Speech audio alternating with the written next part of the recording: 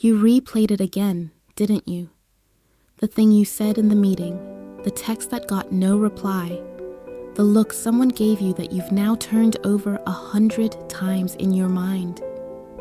You have been living your whole life as the answer to a question no one actually asked. Is this okay with you? Is this enough for you? Am I too much? Am I too little? Am I doing this right? You ask it with your clothes, with your opinions you soften, with the laugh you make smaller in certain rooms.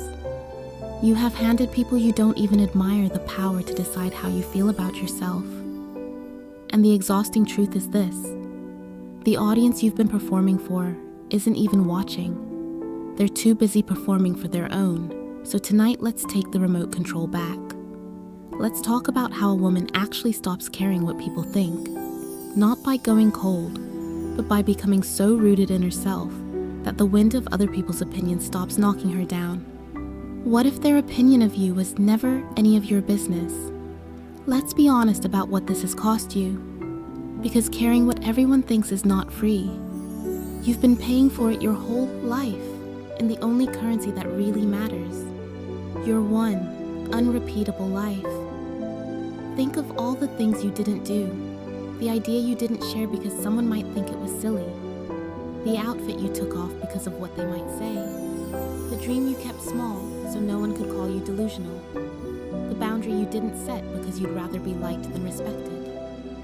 You shrank yourself to fit inside other people's comfort, and you called it being considerate. But here is what it really was. It was a slow trade. Piece by piece, you gave away your own preferences, your own voice, your own desires, and in exchange you got approval, a nod. She's so easy to be around. And approval feels nice for a moment, the way sugar does. Then it's gone, and you need more, and you've built a whole life around chasing the next hit of it. And the cruelest part? You can never win. You cannot control what people think of you. So you've handed your piece to something you were never able to manage in the first place. One person finds you too quiet, another too loud. One says you've changed, another says you never do. If you live for their verdict, you will be torn in 100 directions and still feel like you failed. How much of your life have you spent trying to be understood by people who were committed to misreading you? And the screen made it louder. You started measuring yourself against people you've never met, performing a highlight reel for an audience of strangers, checking how a moment was received before you even let yourself enjoy it. You stopped asking, "Do I like this?" and started asking, "How will this look?" Your own life became a thing you watched from the outside, wondering if it was good enough for people who would scroll past it in a second. It seeped into everything. You over-apologized. You over-explained. You said yes when your whole body said no, because no might make someone think you were difficult. You let your worth be set by the most critical voice in the room. And then you wondered why you always felt so small. That's the price, not just the discomfort. A life quietly edited down to whatever was acceptable to people who weren't even paying attention. But here is the turn. The same key that locked you in can let you out. So here is how a woman actually stops caring what people think. The first thing you unlearn is the belief that everyone is watching. They're not. People are far too consumed with their own lives, their own insecurities, their own replays, to study yours the way you imagine. That embarrassing thing you still cringe about? They forgot it the same afternoon. You have been living under the gaze of an audience that mostly exists in your own head. So you let that imaginary courtroom empty out. No one is keeping the file on you that you've been keeping on yourself. Try this the next time the fear grips you.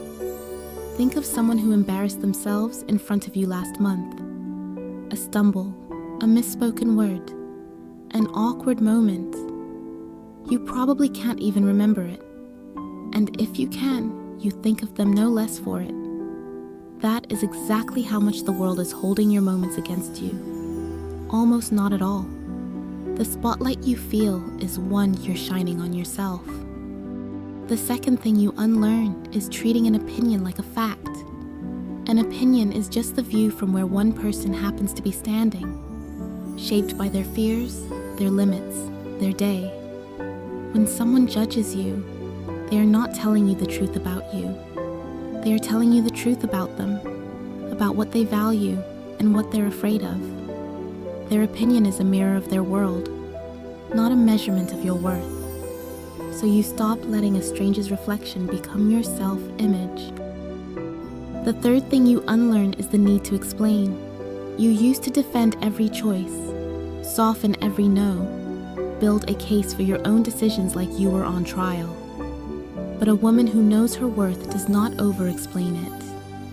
No is a complete sentence. Your peace does not require a permission slip. You let the silence after your decision do the work, and you let people sit with not fully understanding you. That is allowed. The fourth thing is the most freeing. You choose whose opinion actually counts. Not everyone gets a vote.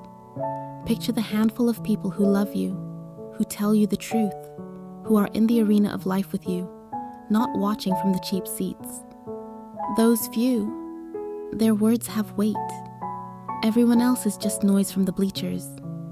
You don't take criticism from someone you wouldn't take advice from. So you make the list short and you keep it sacred. A mentor who wants you to grow. A friend who has earned the right to be honest with you. Maybe 2 or 3 people, total. Their thoughtful, I think you could do better here, matters more than 1,000 opinions from people who have never built anything, never risked anything, and only know how to watch and comment. The arena belongs to the woman in it, not to the crowd grading her from a safe distance. And then comes the part that requires the most courage. You let yourself be disliked. You let someone be wrong about you, and you don't chase them down to fix it. You feel that hot, uncomfortable feeling of someone not approving of you, and you stay standing anyway, because the discomfort of being misjudged is smaller than the slow death of betraying yourself to be liked. And you stop comparing your insides to everyone else's outsides. The woman you envy online is managing her own fears you'll never see. There is no version of your life that wins everyone's approval, because everyone is measuring by a different ruler. So you put the rulers down, you run your own race, in your own lane, at your own pace, and you stop checking the other lanes to see if you're allowed to be proud of yourself. If you've spent years living for everyone's approval, but your own, type one word in the comments. Free, not for me, for her. So the next woman reading this tonight knows she's allowed to stop performing and finally exhale. And here is where your faith lifts the weight off your shoulders for good, because you were not made by the crowd, so the crowd does not get to define you. You were made on purpose, with intention, fearfully and wonderfully, and the one who made you already calls you enough. When you carry the quiet certainty of being fully known and fully loved by God, the opinions of people who barely know you simply lose their grip. You stop auditioning for a room full of strangers when you remember you already belong to Him. And think about it, the people whose approval you've been chasing didn't form you, can't sustain you, and won't stand beside you on your hardest day. Their opinion is borrowed weight you were never meant to carry. The moment you set it down at the feet of the one whose opinion actually holds your life together, your shoulders drop an inch. You were spending your piece trying to be approved by the audience when you were already accepted by the author. So you begin to live differently. You do the thing before you feel ready. You wear it, say it, build it, become it. And you let people have their reactions, the way you let weather have its weather. Some will clap, some will frown.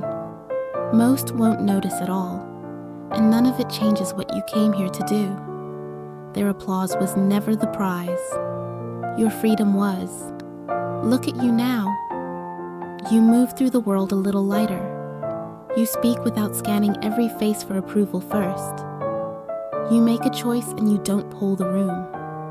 When someone disapproves, you notice it the way you'd notice a cool breeze, a passing thing, not a verdict on your soul. You still care, but you care about the right things now. About your character, not your reputation. About whether you're proud of yourself, not whether you impressed a stranger. About the few who truly know you, not the many who never will. You've moved your sense of worth out of other people's hands and back into your own, where it always belonged. And the freedom you were afraid would make you cold? It didn't. It made you warm in a way that was finally real. Because kindness that cost you yourself was never kindness, it was fear. Now when you give freely. Not to be liked, just because you're full enough to. People notice it, though they can't always name it. There's a stillness about you now, a woman who isn't waiting to be approved of. You walk into rooms you used to shrink in. You say the thing you used to swallow. And the strangest part is that more people respect you now, not fewer. Because the world leans toward a woman who is rooted and pulls away from one who is always asking to be chosen. You stopped seeking it, and so it came. You used to live your whole life as the answer to a question no one asked. Am I okay with you? Is this enough? Now you don't ask the room for permission to be yourself. The only approval you were ever waiting for was your own, and you finally gave it. She wasn't broken, she was conditioned. Now she's unlearning.